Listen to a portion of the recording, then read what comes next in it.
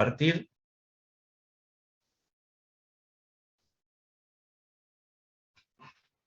Bueno, seguimos. Entonces estábamos hablando de las dos formas que tenemos entonces de trabajar la representación. Habíamos dicho que tenemos un orden topográfico, con un plano de referencia horizontal, las alturas, medidas con respecto a ese plano, con un orden aproximado de 10 kilómetros. Y tenemos lo que sería ya trabajar en el orden geodésico, o sea, con la cartografía. Hace una diferencia entre lo que es superficie topográfica, a la otra la llama superficie terrestre, en donde ahí los planos de referencia, fíjense, tenemos el elipsoide y el geoide, que serían las dos referencias que se usan ya en el orden geodésico, donde se miden las alturas, que es la altitud elipsódica y la altitud ortométrica según se trabaje con el geoide o con el elipsoide. Nosotros estamos trabajando dentro del ámbito topográfico, o sea, vamos a referenciarnos a un plano. Entonces, primera operación para ordenar el trabajo, acá habla de referenciar puntos. Depende en qué situación esté, yo ahora voy a referenciar los puntos a un plano de referencia. Generalmente el nivel del mar, uno puede trabajar, por ejemplo, un trabajo de nivelación, de generación de curvas, con un cero local. Eso también depende de la exigencia del trabajo. La segunda operación, entonces, es pasar de la superficie de referencia al plano. O sea, yo lo que tengo es la proyección, ¿no es cierto?, de la superficie topográfica sobre un plano. Paso de la superficie al mapa, que sería el plano. Bueno, esto ya lo vamos a ir viendo, lo que vamos a ir haciendo nosotros. Pueden ser auténticas proyecciones o representaciones analíticas. Para nosotros en el dibujo topográfico son proyecciones ortogonales. En el ámbito de la cartografía, en el ámbito geodésico, o sea, como yo la superficie terrestre a las superficies de referencia, y pueden ser transformaciones matemáticas, representaciones analíticas o proyecciones. También va a depender tema de la cartografía. Seguimos. Superficie topográfica, vamos a ver entonces la definición, que es la superficie topográfica. La superficie que envuelve a la parte sólida de la Tierra. Es una superficie en 3 dimensiones, irregular, sin definición geométrica. Bueno, todo esto lo van a ir leyendo ustedes. Cada punto de la superficie se proyecta sobre un punto de la superficie de referencia. O sea, al punto de la superficie topográfica le corresponde un único punto sobre el plano de referencia. Bueno, ¿cuál es la forma en que trabajamos la representación? Es de la superficie se usa el sistema de planos acotados. Todo lo que hemos visto de proyecciones acotadas. Bueno, cada punto de la realidad se corresponde con un punto del plano vertical, lo que elimina el sistema. O sea, acá lo que está diciendo es que, como es la proyección acotada, o sea, no hay un plano vertical de proyección, sino que es un plano horizontal, en donde a cada punto le corresponde un XY sobre el plano y un valor Z dado en forma de un valor numérico. No introduce deformaciones como las proyecciones cónicas o perspectivas. Bueno, eso es fundamentalmente lo que es una proyección ortogonal. Entonces, el plano de referencia que vamos a utilizar generalmente es J0. Fíjense, acá habla de nuevo de cuándo se usa uno, o sea, en zonas pequeñas se proyecta sobre un plano, era el ámbito topográfico. Cuando se trata de zonas más grandes se proyecta sobre superficies de referencia esféricas, elipsoides. Bueno, esto es el ámbito geodésico cartográfico. Entonces acá estamos viendo cómo, en este 3D que tenemos, A cada punto del terreno le corresponde una proyección sobre el plano y un valor de cota. Es un valor que me da la altura del punto con respecto al plano de referencia. Acá a la derecha lo que tendemos es entonces lo que sería un plano acotado, o sea, puntos con su altura, y a partir de este plano acotado, el dibujo de las curvas de nivel. O sea, se toman estos puntos del terreno por medio de una operación topográfica, se vuelcan al plano, y desde estos puntos acotados, de ahí nacen el trazado de las curvas de nivel. Bueno, ¿qué es una curva de nivel? Esto es algo que habíamos charlado. Las curvas de nivel es el resultante de la intersección de la superficie topográfica con planos horizontales. Esos planos horizontales entre sí tienen una altura determinada que se denomina equidistancia. La equidistancia es la distancia que tengo en los distintos planos horizontales que me generan las curvas de nivel. Acá tienen un cuadro en donde habla de las equidistancias en función de las escalas de representación. Es bastante interesante para ver, o sea, lógicamente, la equidistancia va a estar en función del área que yo voy a abarcar en la representación. Entonces, si yo tengo una escala 1 en 10.000, para una carta 1 en 10.000, si estoy en una zona de montaña, zona de montaña alta, zona de montaña baja, zona llana, la equidistancia va a ir de 10 metros, o sea, las secciones horizontales las voy a generar metros, cada 5, cada 2. Y fíjense que a medida que el denominador de la escala va aumentando, lógicamente esa equidistancia va aumentando también, porque si no, no sería posible representarla. Y en función del relieve, o sea, que tenga, también va a cambiar mayor o menor equidistancia. Entonces acuérdense que la equidistancia es la distancia en altura que tengo entre estos planos de referencia.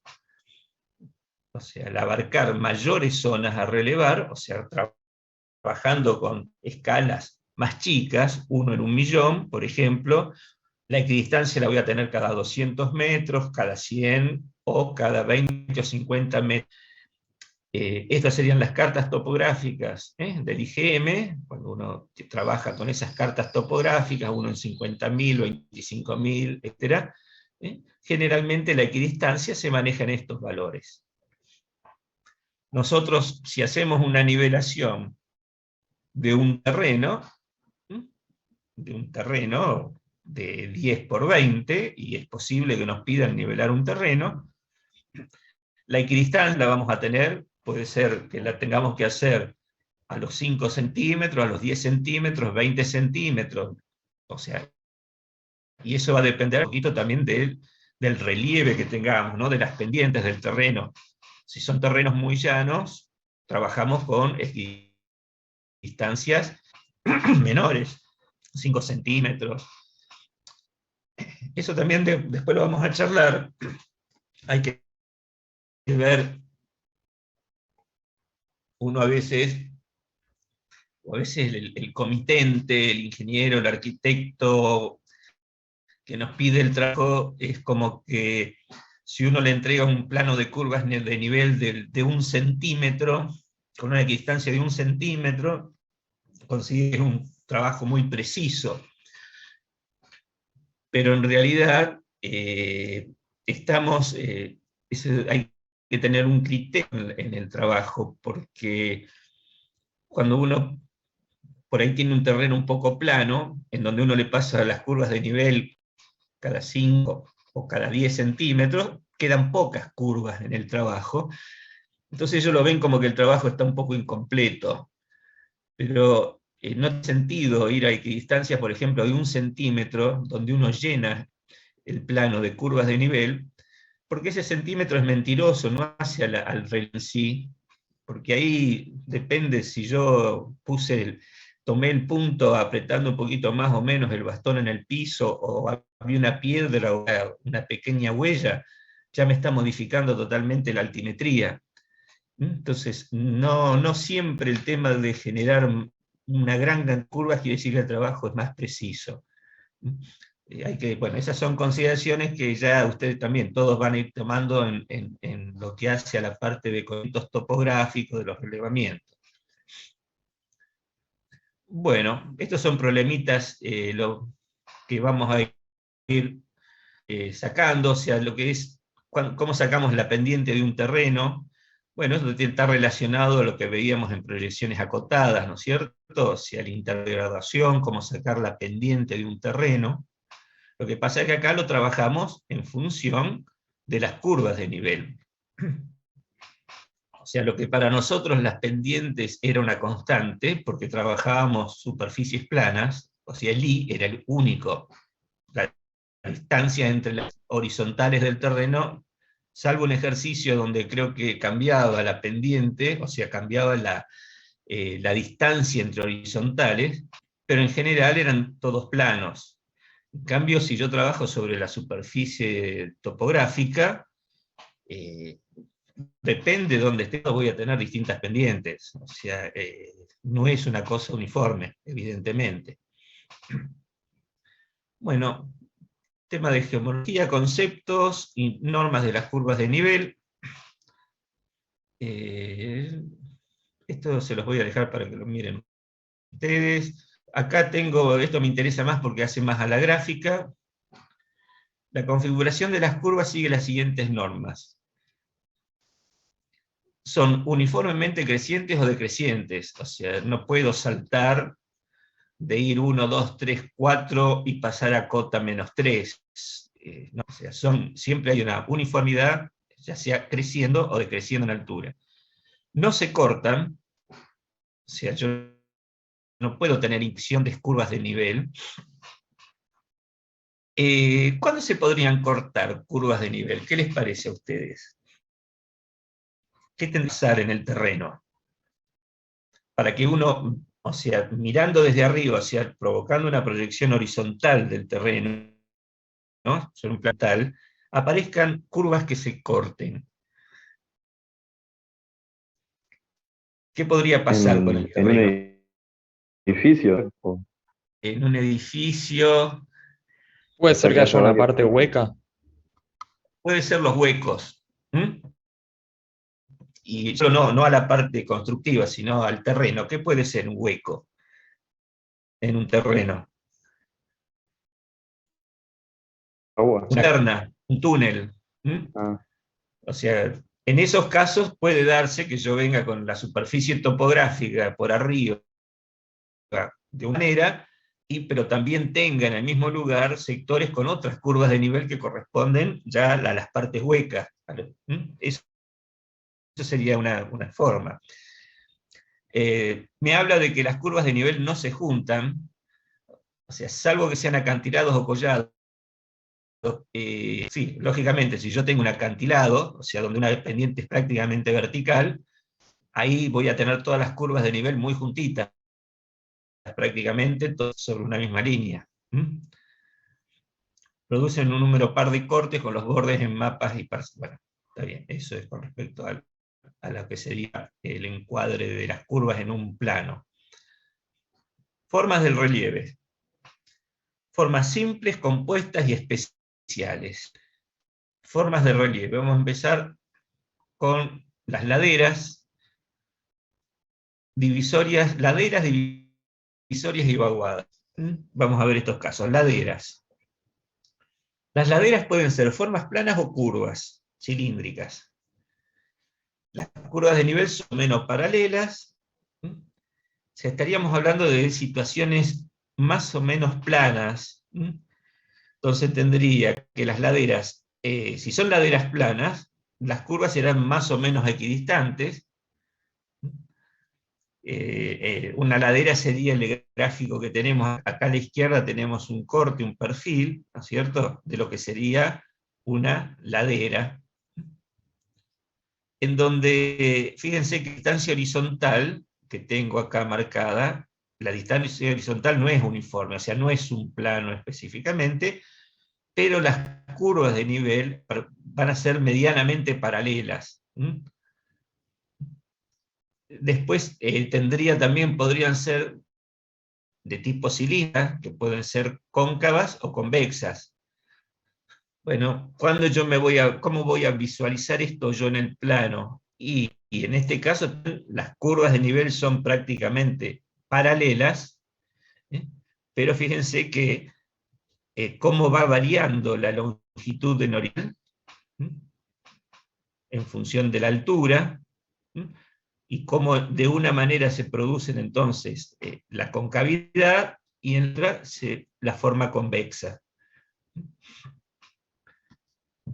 Y acá tenemos un grafiquito, este último, donde me está hablando de las distintas zonas. Esto ya lo vamos a hablar de nuevo ahora, pero yo tengo acá hecho un corte del terreno, en donde aparecerían lo que se denominan divisorias. Divisoria, ¿qué quiere decir? Es el lugar geométrico que yo tengo sobre este perfil, por ejemplo, ese punto, en donde si yo tengo una gota de agua, esa gota de agua puede escurrir a la izquierda o hacia la derecha. O sea, es el punto más alto que tengo en este perfil, la divisoria. Lo mismo que de este otro lado a la derecha, la divisoria. Me da las pendientes hacia un lado y hacia el otro. La vaguada sería el caso recíproco a él, porque en ese lugar estoy en el punto más bajo, o sea, es hacia donde van a ir. Si yo tengo el agua, ¿cómo es que el agua? El agua va a ir hacia ese punto más bajo. Y bueno, ¿y cómo se van definiendo las distintas zonas entre vaguada y divisoria? O sea, tengo esas, y la zona cóncava en la vaguada. O sea, tengo la zona convexa en la divisoria, como veníamos viendo, y en la vaguada tendría la cóncava del terreno. Y entre una y otra, lógicamente, en la transición va a haber una zona medianamente plana.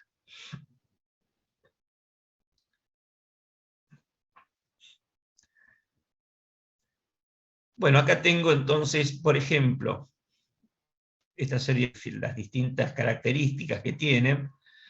Fíjense, yo acá en este grafiquito tengo las curvas de nivel. Cota 10, 20, 30, o sea, el terreno va subiendo de derecha a izquierda. ¿Qué es esto en definitiva? ¿Una vaguada o una divisoria? Y bueno, yo lo analizo de la siguiente manera. Si yo me ubico sobre el punto B, tengo cota 20, o sea, hago un perfil en ese lugar, ¿qué va a pasar con un perfil en ese lugar? Yo voy a tener cota 20 y me voy a venir a la cota 10, a la cota 10 a la izquierda. Quiere decir que en este lugar lo que estoy teniendo es una divisoria de agua, porque este punto está más alto que lo que tengo a derecha e izquierda de la línea esta, que tengo, que sería, en este caso es una divisoria de aguas. Y ya vamos a ver cómo trazar esa divisoria. En este caso, a ver en qué hago, vamos a ir a un ejemplo. Por ejemplo, aquí, vamos a ver si acá me cambia. Acá tengo de nuevo una forma de la superficie gráfica, las curvas de 10 a 40 que van subiendo. En este caso, si yo me posiciono en B y hago un corte, veo que a la derecha tengo 20, voy a 30, voy a 40. O sea que el punto B es el más bajo, tanto sea me venga a la derecha o a la izquierda de esta línea. Entonces en este caso es una colectora de aguas. Este punto es más bajo de lo que tengo a derecha e izquierda. Esto es una vaguada. Acá la vaguada actúa como una colectora de agua, mientras que la otra es la divisoria de agua. Bueno, acá algunas características. Formas. Seguimos con las formas del terreno. Elevaciones. Bueno, es muy evidente cuando tengo una elevación. Y voy a obtener curvas de niveles cerradas, en donde las de mayor cota, quedando en el interior, y a medida que me voy hacia afuera, va disminuyendo la cota. lógicamente una elevación. Cuando es una depresión, el caso contrario, en ese caso la menor cota quedaría centralizada, sería la curva de nivel del centro, mientras que cuando me voy hacia afuera, las curvas son de mayor altura. Bueno, en este caso, lo que se denomina collado, que es una... O sea, acá lo que se produce es una conjunción de vimos antes, de lomas, divisorias, vaguadas.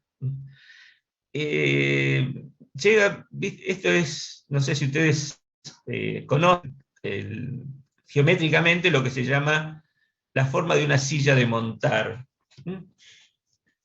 La silla de montar en geometría analítica o en geometría descriptiva es el paraboloide hiperbólico. Esa sería la forma matemática que tiene la silla de montar. Pero fíjense que es cómo se va dando. Yo tengo por aquí dos lomas. Esas dos lomas, bueno, me vienen definiendo acá una divisoria. Y por el otro lado aparece esta otra línea que sería una vaguada. O sea, se juntan en el punto C, es la intersección de una colectora de agua, o vaguada, con una divisoria de aguas. A ese punto en especial se lo denomina puerto, el punto C, es un puerto, y que viene de este análisis geométrico de lo que serían lomas, vaguadas, divisorias. Bien. Acá esto son en función de las distintas pendientes, sigo con distintas formas, cada vez estoy haciendo un análisis más fino de los distintos tipos de terreno. Pero fíjense que está todo en el análisis de las pendientes, cuando es mayor pendiente, las formas del terreno. Acá tengo entonces la proyección en planta, o sea, la proyección acotada de las curvas, y el perfil correspondiente. Acuérdense, el perfil es la intersección, ¿no es cierto?, de un plano con la superficie topográfica. Yo acá tengo entonces la proyección horizontal, o sea, el plano topográfico, XY, y proyectado la intersección con un plano, me daría el perfil. Y acá lo que tengo es puestas en evidencia las alturas, distintas formas del terreno. Sigo, esto se lo voy a dejar, en algún momento esto después le vamos a hacer alguna evaluación donde tendrán que exponer, o sea, depende qué tipo de terreno uno le dé, ustedes dirán qué tipo, tendrán que saber de alguna manera los nombres de todas estas situaciones. Bueno, esta parte ya es más gráfica, no me interesa. Ahora, y con respecto, para mostrarles,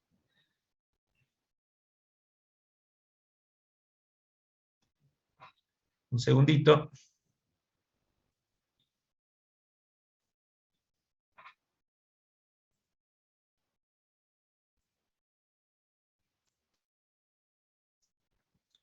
Muy bien, bueno, fíjense aquí, hablando ya de los planos de referencia en dibujo topográfico, tenemos entonces, si uno tuviera que referenciar ya un trabajo, a un sistema ya formal, nosotros acá tenemos, fíjense que hay distintos ceros, distintos planos de referencia. Nosotros trabajamos generalmente con respecto al cero del riachuelo, es este verde que tenemos aquí, cero del riachuelo. Está el cero del Instituto Geográfico Militar, ahora es IGN, ya dejó de ser militar, IGN, Instituto Geográfico. Fíjense que tienen distintas alturas entre sí. Entonces, uno cuando trabajará con alguna referencia y si tiene que trasladar ese sistema a otro, acá, bueno, cada plano de referencia tiene su relación, el otro. Fíjense el 0 de la ciudad de Rosario. El 0 de la ciudad de Rosario está a más 3.60 del 0 del Riachuelo. Bueno, y bueno, estos son elementos ya como para tener en cuenta cuando uno va a hacer el relevamiento topográfico con respecto a qué 0 lo va a definir, resolver. Pero fíjense que hay distintos ceros. Acá, bueno, acá están los ceros de la República del Uruguay, de Nueva Palmira, bueno, sobre todo en la zona de los ríos nuestros, tanto el Uruguay como sobre todo en el Uruguay, siempre trabajos de relacionamiento entre los ceros de los dos países, Río de la Plata y Río Uruguay. Bien, bueno, esto para comentarle un poquito también el tema de los distintos planos de referencia para la representación de un plano altimétrico de nivel. Muy bien. Entonces podríamos pasar ya con esto, a resolver algunos problemitas de dibujo topográfico, esos CAD que tienen. Yo ya voy a finalizar acá y abro una reunión de nuevo. Un segundo. Ya, se está terminando.